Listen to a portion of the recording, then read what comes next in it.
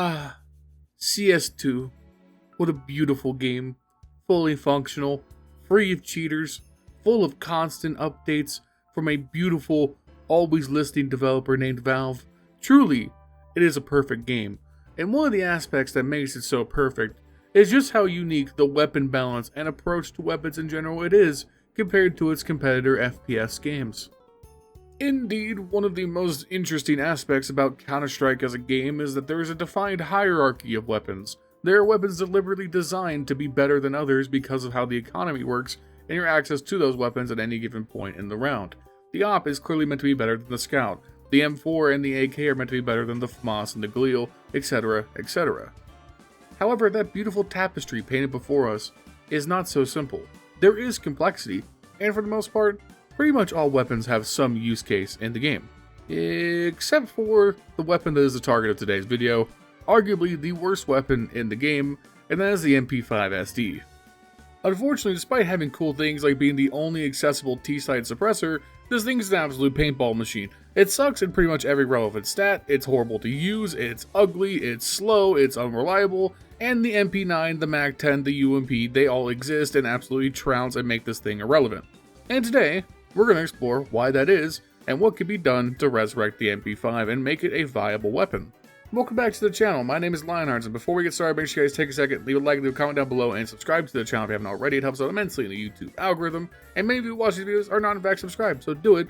And while you're down there, consider becoming a channel member. For $5 a month, you can support me directly, and what we do here, gain access to exclusive emblems, emotes, a shoutout at the end of every video, as well as more features coming soon. And lastly, check me out on Twitch, twitch.tv/LionHeartZ1337. I stream Sunday through Friday, 8:30 p.m. Pacific Standard Time. Come hang out, let's talk Counter-Strike, and speaking of, let's get started with this video. Okay, so here's the thing, right? If you're not familiar with your CSGO history, then here's a little brief rundown. The MP5 was the third weapon added after CSGO came out. The first two were the R8 revolver and the CZ75. And here's the thing, both of those weapons launched and then broke the game for a period of time after the fact. The R8 much shorter, the CZ ruined the game for a very long time before it finally got nerfed so bad that it's been irrelevant ever since, until this most recent update, a video coming on that in the future. So I think it's pretty clear that Valve had cold feet with releasing another weapon into the game. They were going to do everything in their power to make sure the MP5 launched, and then launched the game straight into hell.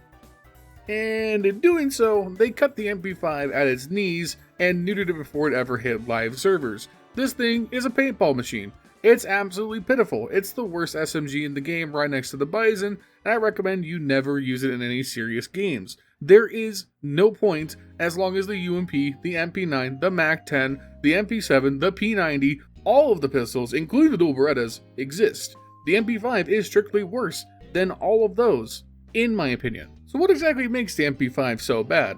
Well, in short, it's bad damage, bad rate of fire, bad reload, bad accuracy, both stationary and moving, bad accuracy while jumping, horrendous damage fall off and armor pen. Need I go on? I mean, yeah, I will. Someone's gotta get this beat at 10 minutes. Ultimately, stats aside, what really holds the MP5 back is its competition in the same slot. The other SMGs are frankly overtuned, and that creates this void where the MP5 strictly cannot compete. You would never use it when it's more expensive than the MP9, the UMP, or the MAC-10, especially when the UMP, the MP9, and the MAC-10 are so much better at doing the MP5's job. The MP5 is kind of stuck in this weird hard place. It's like in between a rifle and an SMG because it doesn't quite have the same running jumping accuracy as its competitors, but also doesn't have the damage output to compete with the light rifles. To put it in perspective, the MP9 does roughly the same amount of damage at all ranges. It takes roughly the same amount of shots to kill at all ranges as the MP5. It just does it at a cheaper price point with a much higher rate of fire and the ability to ignore the laws of physics while you jump through the air like an idiot. And again, their damage profile is roughly the same. So even at range where you think the suppressor would give you a huge advantage, it doesn't matter because the MP9's superior rate of fire makes it the better weapon for trying to get those tap burst kills that make the MP9 so infamous in the current meta. And when you swap over to the T side, it really doesn't get much better because again, the MAC-10 is even cheaper than the MP5 and also has access to the best running accuracy out of all the SMGs, so I think that's greatly beneficial to the T side playstyle where you just skirt around the corner into that bomb site. And then while the UMP is a lot more similar to the MP5 in terms of its role, The UMP has that amazing damage profile that makes it actually one of the fastest TTKs in the game up close, while having great fall off into the mid-range. So the UMP becomes much more versatile at actually securing the kill, despite having the slower rate of fire than the MP5 because of the MP5's absolutely criminal damage profile. Okay, just gonna be honest. Do me a solid, open up the game, equip the MP5, go into a deathmatch, and do me a favor and try and body shot kill somebody beyond 15 feet, and tell me why it takes every goddamn bullet to do it. The MP5 takes so many fucking shots to do something that I'm surprised there's not a Lil Jon ad-lib every time I go to reload it. But on a serious note, the amount of times where I died to somebody in a deathmatch and it popped up 66 and 6, 72 and 6, it was unreal. If you're not hitting headshots, you're getting fried. And obviously, like, duh, Counter-Strike is a game that prioritizes its accuracy quite heavily. If you're not hitting headshots, you're getting fried in general. But it's even worse with the MP5. Other weapons at least give you some forgiveness. You know, with the MP9, its rate of fire, if you body shot somebody, you're still going to get a decent time to kill.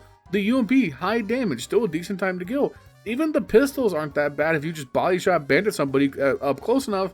But the MP5, if you're not getting headshots, it feels like you have to submit a form, wait 2 to 4 weeks for somebody to respond, get a government license just to see somebody die. It's like the DMV of weapons. It's just wasting my goddamn time. So, after all that whinging and moaning, the question becomes, what do we do to save the MP5? Well, I think we lean into its unique role. There are no suppressors available outside of the M4A1S and the USP for the CTs, which means this is the only T-side access to a suppressor in the game, so I think we should lean into that more. With how suppressors work in the current game, once you get beyond a certain distance, you no longer hear the suppressor at all. You can't hear the gunshots. There's also no tracers. So I think the MP5 should represent the bridge, the gap between SMGs and rifles, and should be more effective in the mid-range, whether that's better damage fall-off, easier to compensate recoil and an increase in body shot damage.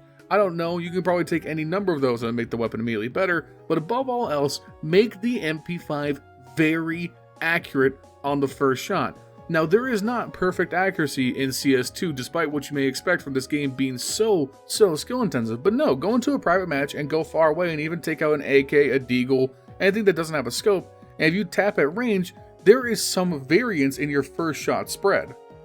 And shocker, the MP5 has amongst the worst in class for submachine guns in terms of first shot accuracy at range. I think we should flip that. I want the MP5 to be the most accurate first shot SMG in the game and play into that long distance intel denial that the suppressor offers it. I think this would give the MP5 a defined role, a way to work on both sides that's interesting, and open up new opportunities for the T side, where you can take weird off angles, watch CTs try and rotate around, and take advantage of that silent nature while having a weapon that's still viable in the mid-range. What I would hope this accomplishes is takes the MP5 and makes it essentially the best low-buy lurk option in the game. If you're wanting to be that guy who goes solo, on the flank, is playing by yourself, and you want to deny enemy intel, I think the MP5 should be the attractive option if you're not able to full buy into that round. That way when you get, say the round after a pistol win and you're looking at the MAC-10 or the UMP or the MP9, and you necessarily don't want to rush with your teammates, you look at the MP5 as your option to go solo and work some map control. I think that'd be really interesting and change up how we look at the game quite a bit. Ultimately, I hope they do something, because above all else, the MP5 is really cool. That's a unique model, a unique sound, I think it looks really cool. It's actually fun to use despite it being awful in terms of anything serious, and that makes me sad, because I like variety. Counter-Strike is one of those games I think on the surface has very little variety to people who don't understand the nuances of the game, but the more you get into it, the more you understand that a lot of weapons have very cool, unique niches. There's only a handful of weapons in the game that are really truly useless, and unfortunately, right now, the MP5 is one of those weapons, and that makes me sad, because I would even use the Bison over this thing, because at least the Bison has a lot of ammo. So hopefully one day we will live in the MP5 meta we all wanted when the gun came out. Let me know what you guys think about the MP5 in the comments down below, as well as any other weapons you think are truly terrible and need to look at. Obviously, next on the list, we're going to be talking about the CZ75 now that's got its recent changes, as I think there's a lot going on there that's pretty interesting. So look forward to that video coming out soon.